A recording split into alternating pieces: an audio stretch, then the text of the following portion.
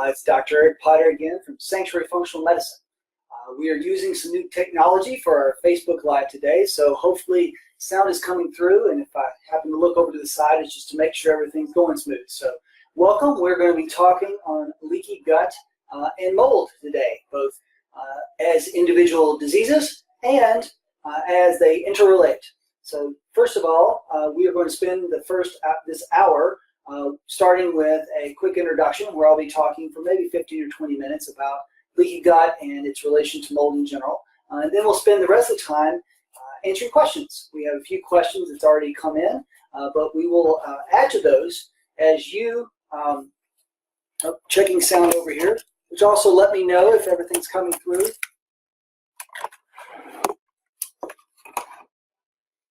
We will also be answering questions. You can send those in on Facebook, and we'll get those and try to answer as many as we can in the time we have. Do know that this is an educational session. This is not intended to be a time where I'm going to diagnose or recommend treatment for you. I can talk in general about things we do for patients, whether it's leaky gut or mold, but if you want that individualized treatment that we give here at Sanctuary, do make an appointment with us if you are a patient. If you're not, give Stephen a call at 615-815-5941, and he can talk to you about how you can become a patient, whether you're dealing with gut issues, mold issues, or other things. We would love to help you. So with that in mind, I'm going to start with a little introduction about leaky gut. With that, who may have leaky gut? Many people think, well, my gut's not really giving me problems, or I have symptoms, but I don't think they're really related to my GI tract. Well, if you have allergies, both sinus, wheezing, asthma, eczema, kind of skin symptoms, food sensitivities where you eat foods and they seem to cause symptoms, those can be signs of leaky gut. If you have autoimmune disease, lupus, rheumatoid arthritis, other diseases that are attacking your body and destroying tissue, Hashimoto's, which is attacking your thyroid, those can be related back to leaky gut. Now, of course, a lot of people will realize that irritable bowel syndrome might be related to leaky gut. We're going to talk a little bit about how much that may be true more than anybody realizes, but irritable bowel syndrome triggering diarrhea, constipation, that's relief of bowel movements, causes a lot of pain and cramping, bloating, a lot of discomfort. The other thing, polycystic ovarian syndrome or metabolic syndrome, type diseases like diabetes, all of those can do that in terms of leaky gut, triggers inflammation that spills into the liver, even causing fatty liver, non-alcoholic steatohepatitis, or non-alcoholic fatty liver disease, are things that could be starting or a leaky gut can play a part in. Now, if anything, if you're eating a SAD diet, a standard American diet, you're at risk for leaky gut. It's inflammatory. It has a lot of toxins. They can trigger issues. So know that if you're on that kind of diet, you could be at risk. Now, one more thing, neurologic diseases, Alzheimer's, Parkinson's, other degenerative diseases, cognitive dysfunction. You may have some leaky gut. Leaky gut goes along with leaky brain. Leaky brains lead to inflammation and symptoms.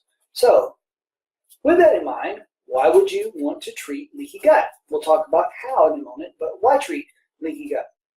Well, kind of in response to the very reasons I just talked about in terms of those that might have it is one, hormone balance. Yes, there are therapies where you can give a patient therapies that will treat their gut, improve dysbiosis and leaky gut, leading to balances in the hormones that they have not had. We see that often with patients. It may not be the only factor, but it may be one of the critical factors that if we don't address, we don't see balance. So polycystic ovarian syndrome can get better with going to gluten-free diet if you're sensitive to gluten. Now, not everybody is. That's why we look with a good history and consider lab tests to determine whether someone is sensitive to gluten and consider stopping that, or if you're having early diabetes, metabolic syndrome, and fatty liver. If your doctor has told you, oh, you've got fat building up in your liver, there's inflammation there, it may be the fact that your gut is spilling over chemicals, toxins, both from bacteria in your gut, toxins from the food you eat, and toxins from our environment may be hurting the liver, causing the buildup of fat. Actually, even a high sugar diet, that standard American diet again, could be the thing that's causing you to have a fatty liver. So, and that fatty liver is a growing epidemic that can even lead to liver failure. Now, if someone has food allergies, if they're reactive to foods, it's probably because their gut's leaky. We want to get that gut cleaned up and prevent progression so that you don't have more and more food allergies. Then we stop it and turn the train back. And again, I mentioned leaky brain. We treat leaky gut because the same zonulin that causes tight junctions in the gut to deteriorate also can affect the brain, such that you can have more entry of inflammatory chemicals, toxins, infections, chemicals from infections, to treat Alzheimer's, to treat psychiatric disorders. In some of the studies, which if you're interested in looking at the actual research that I'm referring to, we're going to have that information up on our website and a blog post that tells you, oh, here's some articles where you can read about the science behind that they're starting to use probiotics to treat depression, anxiety, and some other conditions. Also, if you're suffering from inflammation, whether that's in joints, whether that's just muscle aches, headaches, we can lower pain, lower joint pain with treating leaky gut. And again, if somebody has autoimmune disease, we want to lower the risk of recurrence of it happening in the first place, and we want to lower the symptoms of the diseases. Hold on one second. We want to improve that where you are not having so many symptoms from autoimmune disease, whether it's lupus, rheumatoid arthritis, Sjogren's, all the different ones that are out there. And if you have one autoimmune disease, your risk for getting another. So we want to try to prevent further autoimmune diseases down the road developing, so you don't get number 2, number 3, or number 4. And we do see that with some frequency in patients. So what is leaky gut? Let's talk a little bit about the anatomy, physiology, the science behind it, so you understand what we're talking about.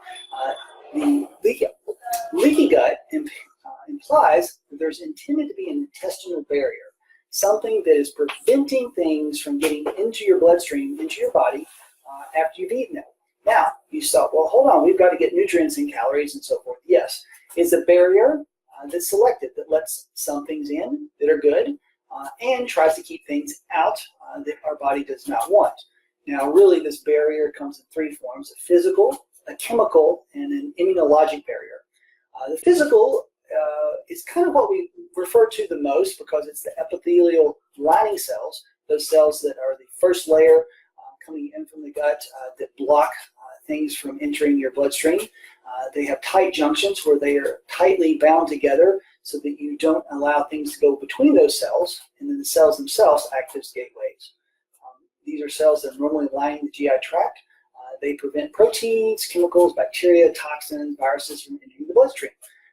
We also have a physical layer, including a mucus layer that prevents bacteria from getting too deep or even too close to epithelial cells and getting inside.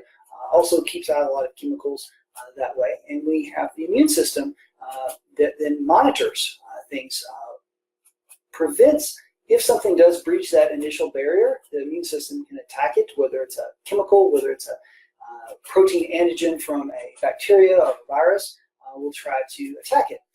That mucus layer, part of the physical barrier, also includes defensins, which are little chemicals that can attack infections. We have dendritic cells that interline in there that when they see, they'll reach out with little arms, literally little arms that grab a hold of things that look like danger, and will process that with the immune system. The immune system will send out cytokines to raise alarms, so that way that does not is not allowed to continue entry or to spread. Beyond that, you have secretory IgA, so antibodies that are secreted by B cells in the immune system that's circulating through the GI tract. Those antibodies are kind of the SWAT team that go out into the colon, into the small intestine, and attack things to bind them before they ever have a chance of getting in. So leaky gut, the technical term would be intestinal hyperpermeability. Basically, it's when this system goes wrong after some trigger. We'll talk about those triggers in a second. But zonulin, which is a protein in our body, increases. This loosens those tight junctions that are made of different claudin, occludin, lots of different proteins that it's not important to know the names of right now. But those are holding the cell together. Zonulin causes those to start loosening. Microscopic spaces develop between the cells. Protein, chemicals, bacteria, toxins, yeast, viruses can then potentially enter. You can also have a thinning of the mucus layer, whether that's dysbiosis is eating that mucus, whether your body, the epithelial lining cells are not producing enough mucus. The immune system can lower its guard if it's being suppressed by toxins. You can get the leaky gut, again, leaky brain. So those triggers can be from endogenous chemicals, so histamine that your body makes if you have a histamine trigger reaction from mast cells. Serotonin. Our guts actually have more serotonin than our brains. Serotonin can be released from mast cells or other immune cells that can trigger some leaky gut. Then there's exogenous chemicals, chemicals from outside. So environmental toxins, so heavy metals. It can be plastics, it can be petroleum products, it can be mold toxins, which is one of the things we'll connect with later. It can be alcohol, gluten. Gluten can trigger some leaky gut in everyone, but in many who are more hyperreactive to it, it can cause severe leaky gut. Inflammatory foods with high sugars, with trans fats, anything that's triggering inflammation will potentially cause some leaky gut. Infections. One of the reasons we probably get post-viral diarrhea, irritable bowel syndrome, is the fact that those infections can cause enough inflammation, they cause leakiness that then gets perpetuated ongoing. So viral infections can do that, and some other bacterial. Nutritional factors, if you don't have the nutrients that your gut needs to stay healthy, can cause some breakdown. Your tight junctions can be downregulated by different types of things called histone deacetylase inhibitors or modulators of the enteric neurologic system. There's also the hypothesis that the hygiene, too much sterilization of our world can cause problems. If the lack of farming, if you're eating sterilized food, your body actually needs some bacteria to stimulate it in the gut, the immune system, in order to build its defenses, kind of box around a little bit in practice. There's a lifestyle hypothesis that you have impaired function and diversity of microbiota, bacteria in your gut because of low fiber intake. Those are true factors. Endogenous factors like hypoperfusion of intestine. If you have low blood flow due to some blockages, intestinal ischemia, that can actually cause some leakiness because it's, again, damaging your gut lining. High-end athletes, high elite athletes, actually, you can lower the blood flow to your gut because it's all going to your muscles, to the rest of your body, and it can cause some leaky gut. Some intense runners can actually get anemia because their gut gets so leaky they actually spill out small amounts of blood and lose iron in that. So hypoperfusion for good or bad reasons. Chronic inflammation, just chronic infections, chronic inflammatory foods, chronic toxins, stress. So overworking, underresting, trauma. So in motor vehicle accidents, people have a car wreck. The high amount of stress can also trigger some leaky gut. So that stress can be physical, as in trauma, car wreck, over-exercising, or it can be psychological, relational issues if you're going through a divorce, if you lost a loved one, if you're in a stressful work environment, all those things could potentially trigger some leaky gut. And then back to mold. There are environmental toxins. Mold can do a number of things. It can trigger histamine, which triggers leaky gut. It upregulates mast cells. To do that, where mast cells are immune cells, potentially in the central control of a lot of things on the ground. The sergeants that are running the show as you're battling. It can cause some increased permeability through inflammation and swelling of gut cells, gut lining cells. It can harm cells triggering leaky gut. It can disrupt the mitochondria, so that way your energy function of those cells is not working. It can also disrupt the gut bacteria. mold toxins, mycotoxins, are penicillin. It's a antibacterial. So a lot of those mycotoxins will actually kill off good bacteria in our gut. So then you can also suppress the immune system, leading to dysbiosis or yeast. Yeast itself can also trigger more leaky gut. So it gets magnified over time, more allergic reactions, more leakiness, more food sensitivities, more autoimmune, more inflammation. It just grows again and again. So we talked about the triggers, we talked about what it is, and who might be interested in looking into the possibility of leaky gut contributing to their health. Let's talk a little bit about treating. So here at Sanctuary, we use the 5R program from Institute for Functional Medicine. We remove triggers, whether that's toxins, foods someone may be reacting to, sources of histamine in the diet. There are low histamine diets to be followed in some cases, helping people remove stress, remove toxins in their food. If they're eating pesticide foods, then they need to switch to organic or avoid foods that have high pesticide content. Then we want to replace enzymes. So we look at giving patients digestive enzymes. When you have inflammation, you have little villi on the lining of your gut, kind of like shag carpet. If you have inflammation or leakiness, sometimes those villi will shorten, and then the enzymes are more on the tips of those fingers, and you're not able to digest as well, and you have worsening. Whereas with digestive enzymes, many people ask, well, am I going to be, if I take them, will I become dependent? No, actually, if you heal your gut, you may be able to go off those enzymes and have better digestion than you did before. So you get better absorption of nutrients, lowers the risk of inflammation, and then you are getting healthier.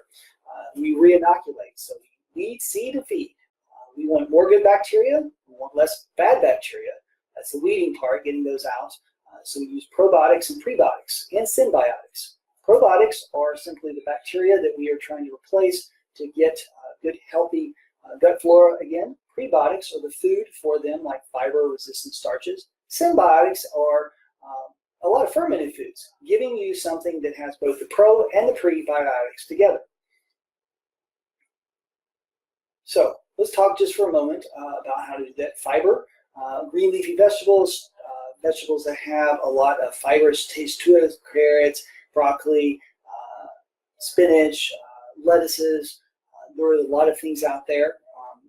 You can go down a list, find it on the internet. Resistant starches are things that are not as fibrous, but your enzymes can't break down, but the gut bacteria can, so you're feeding them. Fermented foods can be great if you're not histamine sensitive or dealing with yeast. Fermented foods, the kimchi, sauerkraut, yogurt, kombucha, tea, things like that will actually help replenish your good bacteria. And then the next R is working on repair.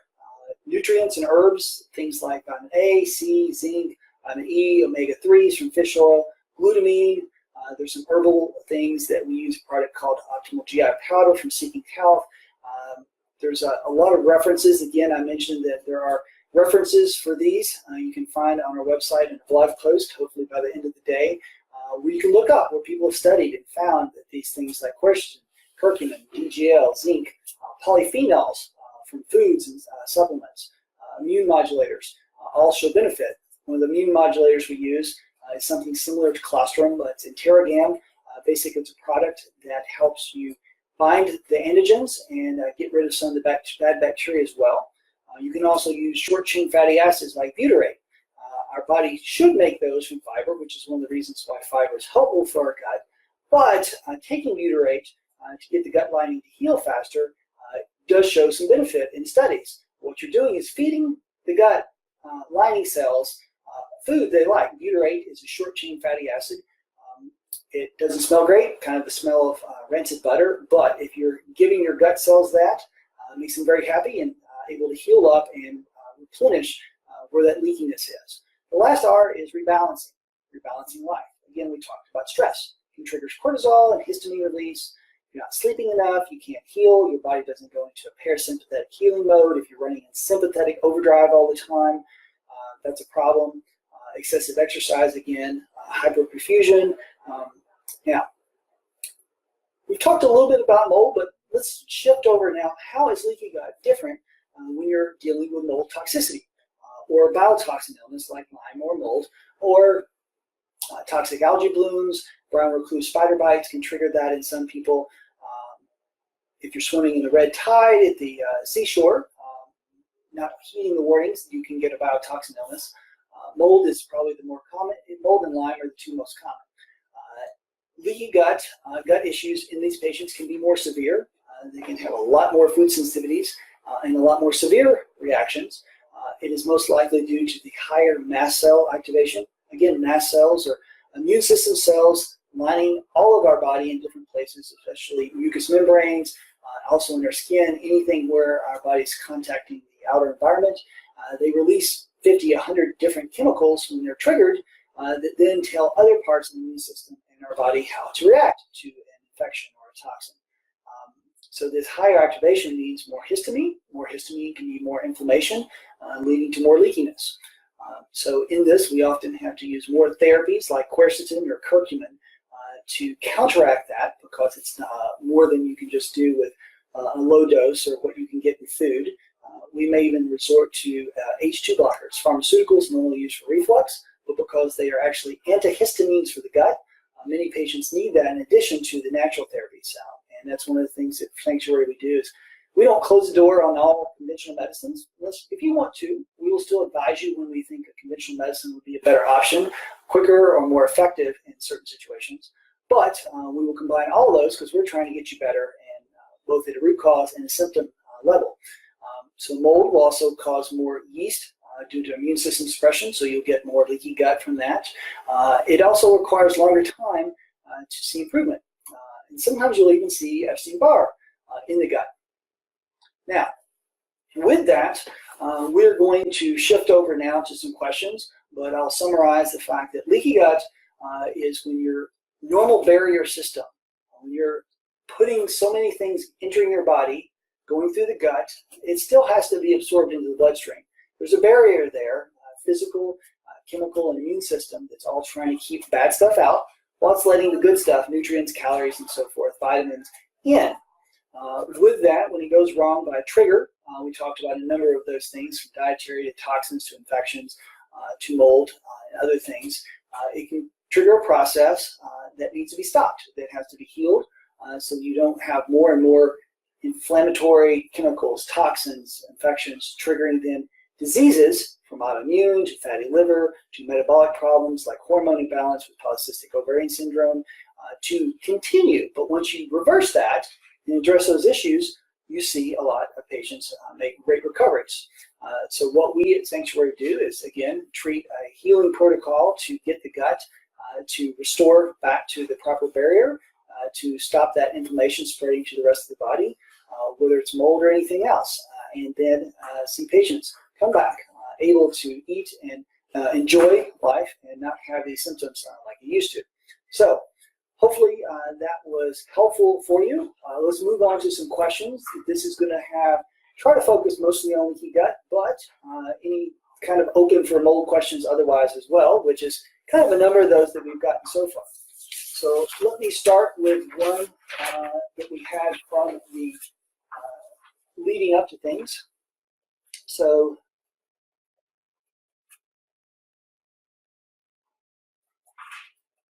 yeah, so mostly so far these are about mold. So let's just take these one at a time. What protocol do you recommend for CIRS, so chronic inflammatory response syndrome patients, as it relates to meds and supplements, such as the use of cholestyramine, activated charcoal, cognac root, glucomannates? So that would be asking, to some degree, what are the details if I was sitting down and going to paint a portrait for a person walking in the room, and then after I was done with that, going to take the next person that walked in that looks completely different and start painting them. Would I paint those two people exactly the same way? Now, I'd approach it with a systematic process, but in the end, each one would have a different painting. So with that in mind, that's how we approach our patients. Is it's not going to be locked into a one-size-fits-all where we do everything exactly the same. There is a ton of flexibility because each mold patient we see will have different symptoms. So we'll need to give them different symptom therapy and do different things for them rather than just say, oh, we're going to treat you exactly the same way as the last 5 patients that came in. So with that in mind, we are going to help. Number one, the most critical above all things is get the person away from whatever the bile toxin is. If it's mold, get them away from it. If it's red tide, get them away from it. If it's Lyme, hopefully they're not, avoid another tick, but back to mold for now, since that was what the question was looking at, was we're going to encourage them to do everything they can find where that is in their environment. If they don't, and they keep getting mold toxins exposed to them, then they aren't going to get more than just a little bit better. It is almost impossible to get someone fully better if they are still being exposed to it. Some would say it is impossible. So with that, first of all, get them away. Then we address other deficiencies. So we've looked at, done organic acid testing that tells, oh, this person's missing these B vitamins, or their omega-3s are low, so they need that because they have leaky gut, or we found leaky gut or dysbiosis. We're going to be treating those things and addressing nutritional deficiencies, preparing the patient for that. We're going to be having our nutritionist work with their diet to make sure they're eating healthy, as organic as possible and as low as possible on inflammatory foods, especially sugar, trans fats. We're going to work through that with them. Then we're going to look at what symptoms they have. They may have itching, sinus symptoms, hives, rashes. They may have more gut symptoms. They may have more headache, pain, inflammation symptoms, migraines, hormone symptoms. We're going to look through there because that's all going to play a part, whether it's balancing thyroid hormone, whether it's balancing B vitamins, whether it's balancing cortisol, which can also be affected with mold toxicity. We're going to look through those, and then we shift into the detox part. Now, this is an area where there's a lot of debate from between two of the bigger groups, the shoemaker and the non-shoemaker groups, in terms of what are the best binders. So a binder is something that you take by mouth. It goes through your body. Mold toxins get stuck to it in your gut. It doesn't get absorbed, but that goes through your gut. Your bile, your liver, and your gallbladder are pushing bile into your intestines.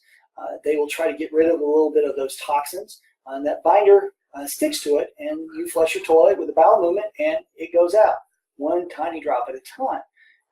The debate is over whether cholestyramine, which is a pharmaceutical, is the only binder that is helpful, or whether other things like charcoal, zeolite, glucomanins, even Saccharomyces boulardii, a probiotic, whether charcoal, clay, all those things are other binders. Now, if you look in the agricultural world, there are clear studies showing that different binders are better at binding different mycotoxins.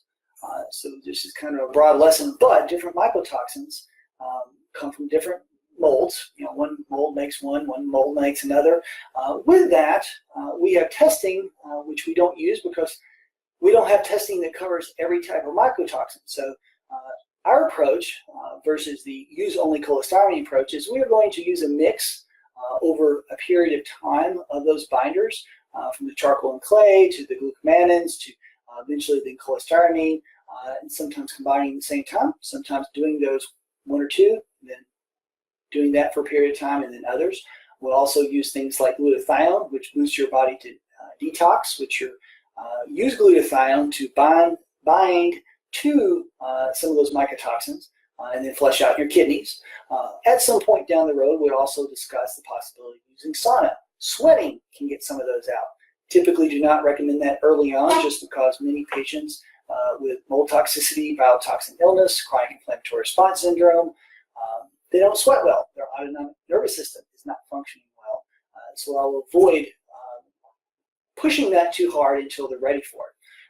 With that, we will help them sort through symptom control therapy, sometimes detox. I will hear those who say, oh, detox should never be hard. I'm like, well, it shouldn't be hard, but it doesn't mean it's going to be a walk in the park. If you've got toxins in your body for 20, 30 years, no. Getting them out, well, yes, getting them out will eventually make you feel better. But taking out the garbage isn't always fun. and usually it's not. So we try to lessen those symptoms so people can do that as easy as possible. But if somebody tells you they can guarantee they're going to go detox you without causing you any side effects, find somebody else. I just be blunt about it. I just think it's ridiculous. With that, though, we're going to walk those patients through that. We will monitor them, use different labs to visual contrast sensitivity to monitor their progress. And over a period of a few months, from 1 or 2 months up to 6, 12, sometimes even 24 months, as patients get older, they require longer periods of time because they've been exposed longer. We are working through to detox them. So we use a combination of things. And again, the biggest thing I want to emphasize is no more than I would paint two people's portrait the exact same way. I'm not going to treat 2 mold toxic patients exactly the same way. There's going to be some differences. There's no way around it that you can do some kind of protocol that's always exactly the same.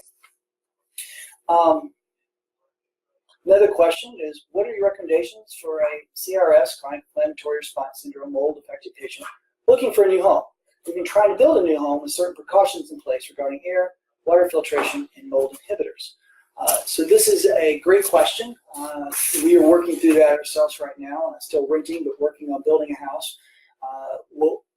And from our own experience and from the experience of patients helping them walk through that, learning from others, the shoemaker world and the non-shoemaker world, that's the ASEA, the International Society for Environmentally Acquired Illnesses, would say these things. One, first of all, if you're going to stay in your home, you need to get rid of that mold, get you away from it, and get it out of your house. Usually that is possible. Yes, there are cases where a home cannot be remediated, whether it's been older, whether it's been flood damage or multiple flood damage episodes. That can be times when, well, yeah, there is a time when you need to move. With that, though, if you're looking for a new home and you're buying a previously used, previously owned, somebody else has lived there before, you want to get as much information about any water damage they've had, any repairs they've made, any floods they may have endured in that particular location. With that, if you are hearing stories of leaky windows, leaky roofs, storm damage, hail damage, tree falling through, floods, you're going to be either wanting to think moving on to somewhere else, or you're going to want to really dig in and make sure whatever was done was repaired. There's no mold hiding behind things. You might look at using an ERMI or a HERTZ-2 test, which are Swiffer tests from some different companies that will test for mold. Remediators will tell you they're too sensitive. Well, if you're sick and have been sick for 10 or 20 years and your wellness depends on it, use a test that's going to pick things up pretty well. It's not a guarantee, but it's a good starting place to know whether or not that's a safe home. If the levels are high, you may want to mark that off your list, unless it's your dream house, and know that you're probably going to need a remediator to help with that once you start moving in. Beyond that, using a task, learning about the history of the home, is if you're serious about purchasing a home, or if you're building, let's talk about building in a moment. Purchasing, you will want to do a little more digging with an inspector, probably getting a mold inspector to look. Regular home inspectors will look around some for moisture issues, but if you're really concerned, I would recommend getting a mold inspector. They're going to go in and look, and oh no, behind this there was some mold, or there's some moisture issues here that were missed, or there's a crawl space, basement issues, which are other issues. Basements can be really bad if you're not taking care of them. There's higher risk of leaking. Crawl spaces can be another difficult problem. You say, well, should we live on a slab? Well, if that slab cracks, some shifting, and there's some water in that, you've had patients who have had slab houses that were a problem. So regardless, the big thing is you have to know that you're going to need to control that environment, put a little extra effort into it. So having a mold inspector, if you find mold, get an idea of whether it's remediatable or do you need to go looking for another house. Now, let's switch over. I could spend hours on details, and I'm not an expert. I can give you secondary, personal and secondary, working with patients and remediators, a lot of advice. But you need probably to have somebody, if you're buying a house and want to be safe from mold, having somebody, again, a mold inspector professional to help you in that. If you're building a house, you want to look at making sure that it's built well.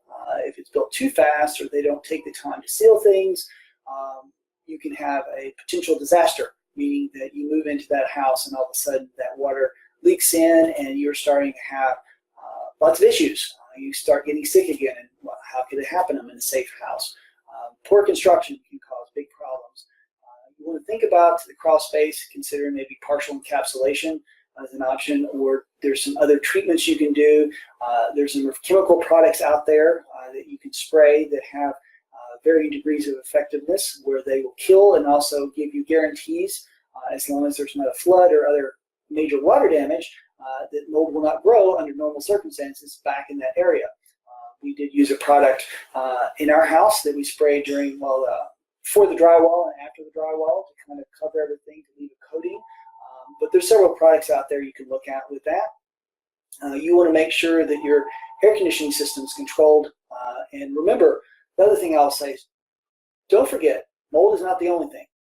It can be bacterial endotoxins. It can be particulate matter from all the dusting from drywall. It can be some of the plastics, some of the things they use to seal things off is you have to control VOCs, volatile organic compounds. There's a lot of other things besides mold. At the last Shoemaker conference that I went to, even he said that mold was probably not the biggest thing. Water damaged buildings put out a lot of different toxins. So you want to have something where you keep things dry, whether it's encapsulating crawl space, whether it's incorporating a dehumidifier into your HVAC system, having air purification in there where it's catching mold spores or other chemicals, catching VOCs, whether that's the dust of construction or the dust of living in a house. You want to have a processes set in place where when you move in, you know it's good, but as you're living there month to month, keeping humidity below 50%, taking care of dust in the air filters. Don't be using things like using a wood fireplace is going to stir up a lot of dust. Lots of different things that you can do to keep the house safe, and then being diligent that you are looking out if there's a storm and a big limb hits the roof, you need to go up there and look in the attic and see, oh, is there any damage if there's drips? Or if there's a sink or toilet overflows, make sure you're looking at that quick and take it very seriously. That it'll be fine, it'll dry out. No.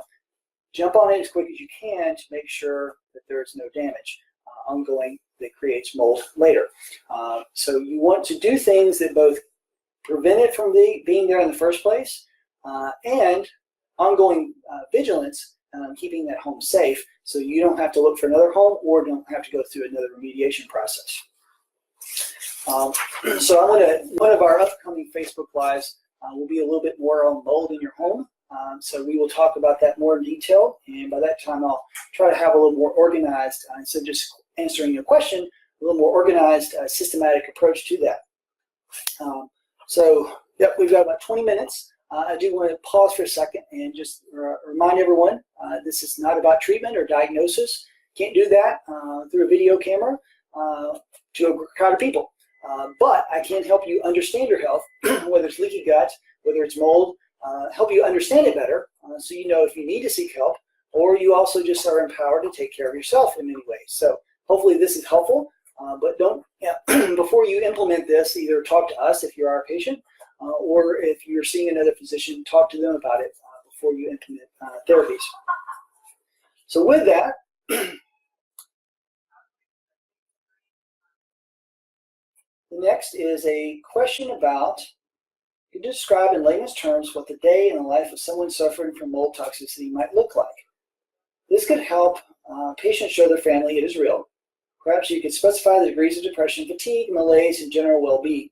Speak in third person, fixing what you saw and what you noticed and how deeply it affects quality of life.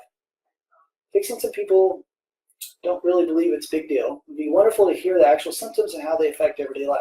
How to differentiate it from other illnesses, or if that even matters.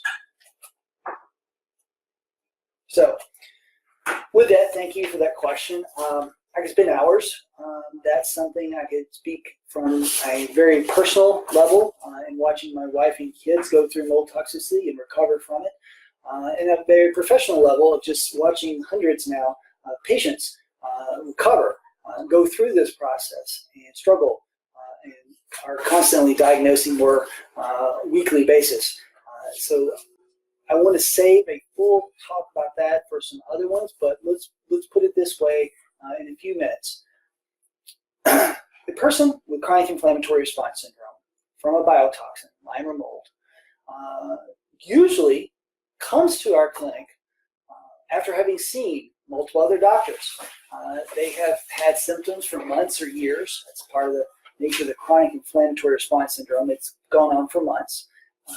It usually began somewhat insidiously, meaning noticed some symptoms that just kept growing and growing. Occasionally we'll have patients who knew, oh, I moved into this house or I started this new job, and that next week, bam, it hit me. I woke up like a freight train was sitting on top of me. But most it kind of builds up slow. They go around to different doctors. First, it's I'm tired. Oh, I've got an upset stomach. Oh, I've got some pain. Oh, I've got some joint swelling. It just kind of builds, and the first few doctors will be like, oh, they focus on that one thing. They can't get answers. It doesn't get, well, maybe it only gets a little better or it doesn't. But then they come back, oh, now I've got symptom number 3, symptom number 4, symptom number 5.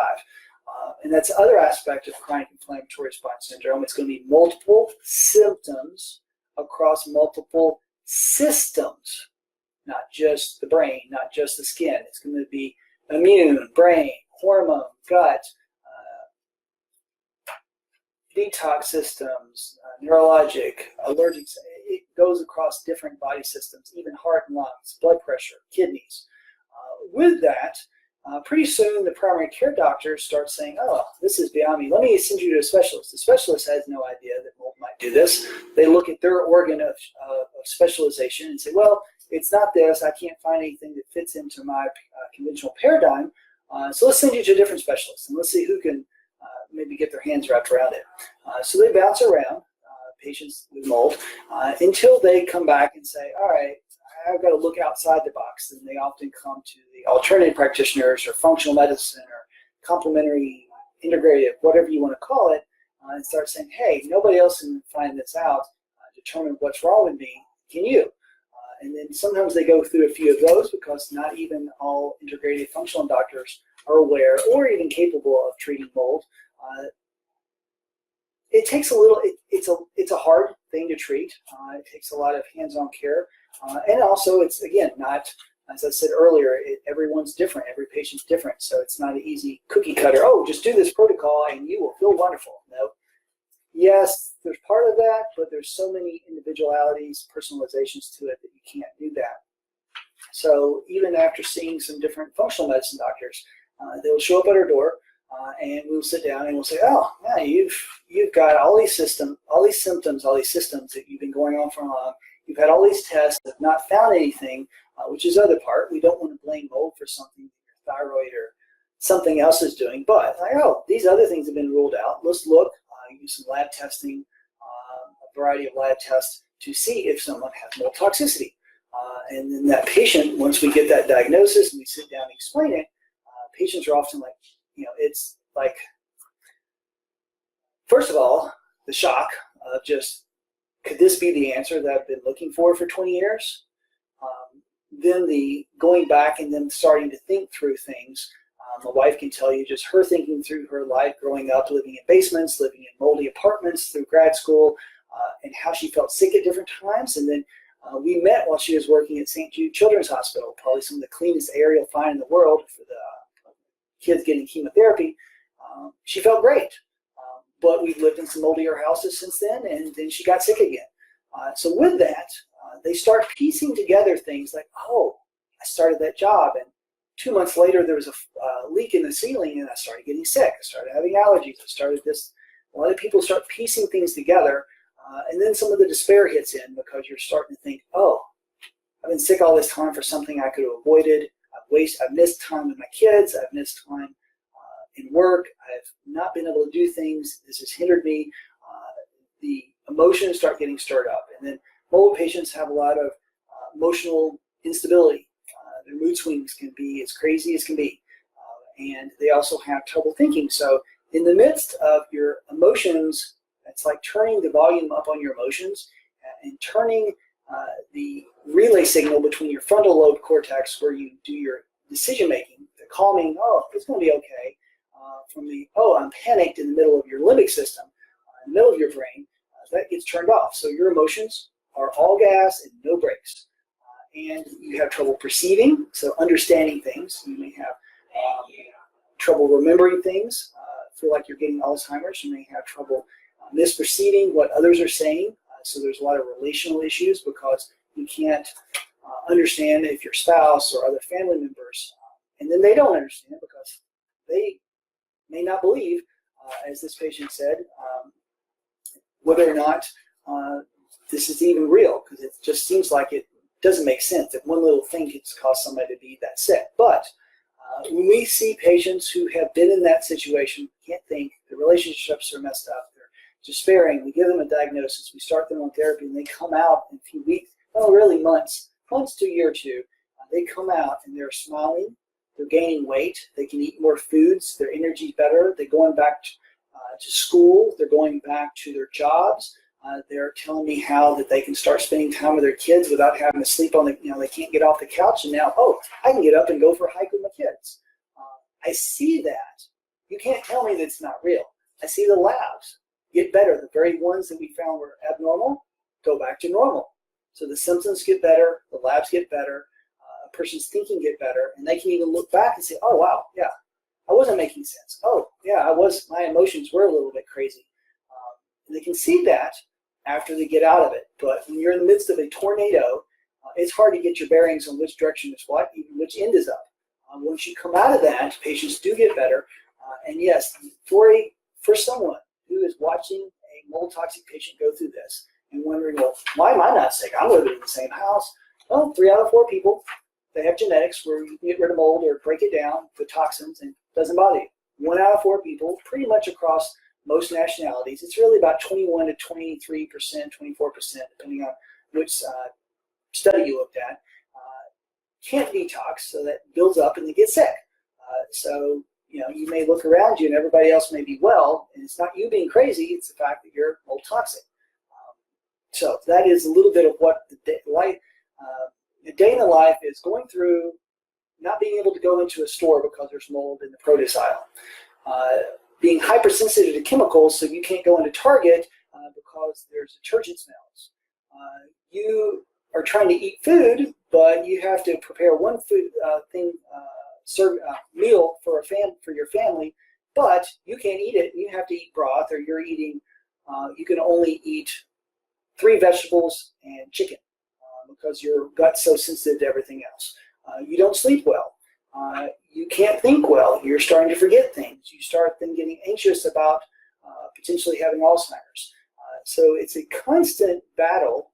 And then even when you find out it's there and you're trying to find all the mold, it becomes a little PTSD, post-traumatic stress disorder, where you feel like mold is chasing you. From a spiritual standpoint, I would say, yes, I think it is. It is a manifestation of evil, in fact, the way it affects people's health. And others will think, oh, you're just being paranoid. No, if you go into a building and you start itching, you start getting wavy brain, which some describe it as, or you start getting nauseated, or the fatigue hits you and you're sick for 3 days, it's not paranoia, it's self-defense. So those who downplay that need to listen and believe and give some benefit of the doubt for someone who's been sick, and give some compassion. So that's as much as I can go into. That'll be a topic that comes up again in other future Facebook Live sessions. Now, how does one get mold in their system? We've got, a few more minutes. How does get one mold in their system? I'm assuming their body system. So mainly, probably inhalational, meaning there's mold toxins floating through there. You may smell mustiness, you may not. You breathe them in through the nose or through the mouth. In some cases, I'm pretty sure that it's going straight through the olfactory nerve, your smell nerve, and getting into the brain's blood supply. In others, it goes through your lungs, gets into your blood, and those toxins then build up. If you're one of those 1 in 4 who can't detoxify well from mold, from your HLA genes being bad, for lack of a better term, you will have that mostly through inhalation and through breathing in the nose. The National Weather Service has issued a tornado watch. So just turning off the tornado watch. Apparently you're having some fun weather here in this neck of the woods, but let me turn that off. As I was saying, then your body can't get rid of it. Now, some people ask, foods, we have no studies in humans that show that mold, toxins in foods cause problems, but we do know case reports and studies where it shows that people got sick from eating aflatoxins, or if you eat too many aflatoxins from peanuts, you can have an increased risk of liver cancer. But definitely in the agricultural industry is probably the biggest place. If you give pigs or turkeys or cattle feed that has high levels of mycotoxins, they have more infections, they have more endocrine problems, they have lower fertility, they don't gain as much weight, so you can't sell them for as much at market, they have less babies, so you're not reproducing as well. So we do know in the agricultural world there are high enough levels, and they have set for that to see what is the safe level for different animals and different toxins in different types of feed. There's not been good studies. Hopefully there will be some of those in humans. So we do recommend patients limit exposure to moldy food. Eating a piece of bread with mold on it in the refrigerator is probably not going to hurt you. But if you are constantly eating things that have some mycotoxins in there, and there's a list of different foods out there, I'm not going to get into that list fully, but because I think inhalation through the nose and the mouth are probably the main sources. Now from mold, that, but Lyme, obviously getting bit by tick. If you're swimming in red tide out in the ocean, you're getting that more through the skin or other toxic algae blooms. Or if you're eating fish, they're floating on top of a lake. Not a good idea if you haven't figured it out already. If they're toxic from algae blooms, you're probably going to get toxic as well and get sick. So those are some of the ways you can get that in there.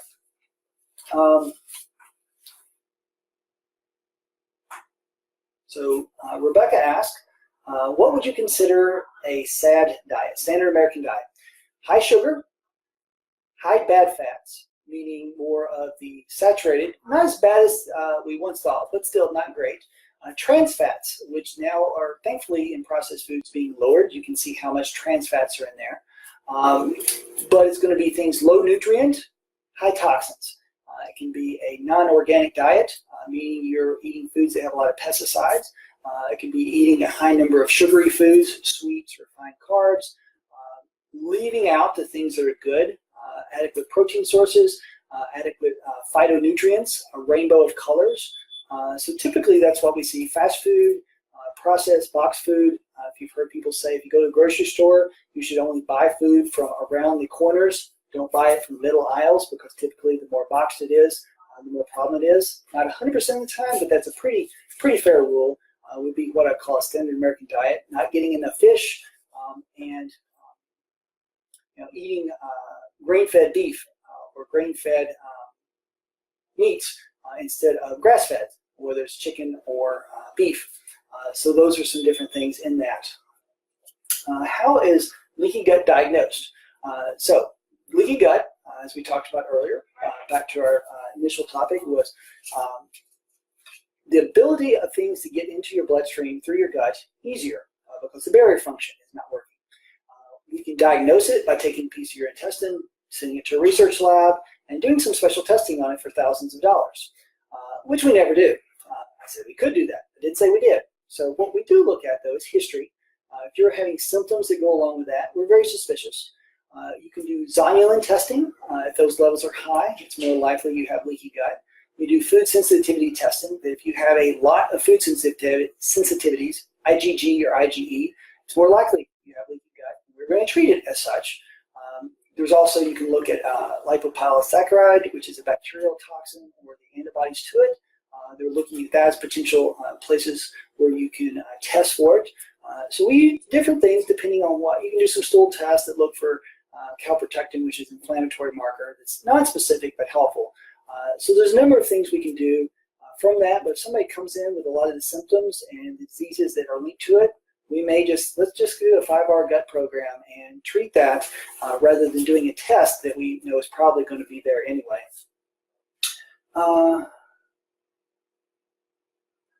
So Jesse, what causes leaky gut in infants who were breastfed for over 1 year and they have a healthy diet on solid foods? So sometimes it's genetics. There are some genetics out there where your gut is more likely to be unhealthy. It could be toxins that you're not aware of that someone is exposed to, an infant. It could be toxins in mom. One of the great ways for moms to detox is to breastfeed.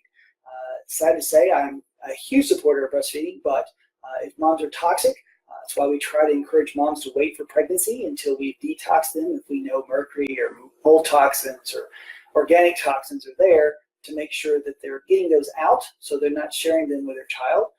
We also live in a toxic world. There are toxins everywhere.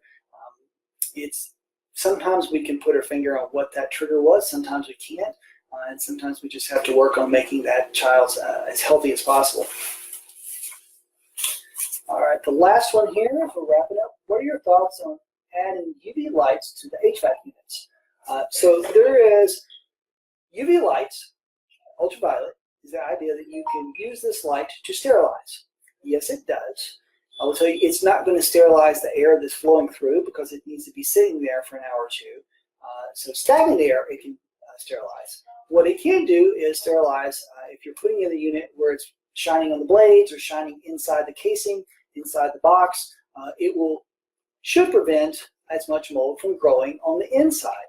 But it's not going to filter. You still need air filters, carbon, HEPA, those type of filters to remove the particles. It's not, again, if you have mold growing in a duct, that air passing through it's going to pick up mycotoxins. If it goes through the unit and you've got UV light, it's not going to help.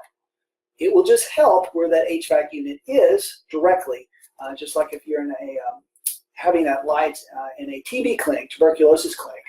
It's not, if there's air blowing through, if it doesn't have time to hit that and sterilize, that air is still going to have those tuberculosis in it, same mycotoxins and mold spores. So it helps there, but not the air going through. So, all right, we have to wrap it up because I have patients that will be coming in this afternoon. So I enjoy this time with you. Hopefully this was helpful. I look forward to 2 weeks from now, which let me double check confirm what we're talking about in 2 weeks. I believe it Epstein-Barr. Yes, Epstein-Barr virus, another virus that often wakes back up with mold toxic patients, so that's how it's connected. But we look forward on March 28th on a Thursday, talking to you more about mold and Epstein-Barr. Until then, you can leave more questions that we may try to get to them next time. But I enjoyed it, and I look forward to seeing you in the office. If you're not already a patient and you need our help, 615-815-5941. Or if you know someone who may need our help, we're glad to help them. So thank you, and it's been great. Have blessings.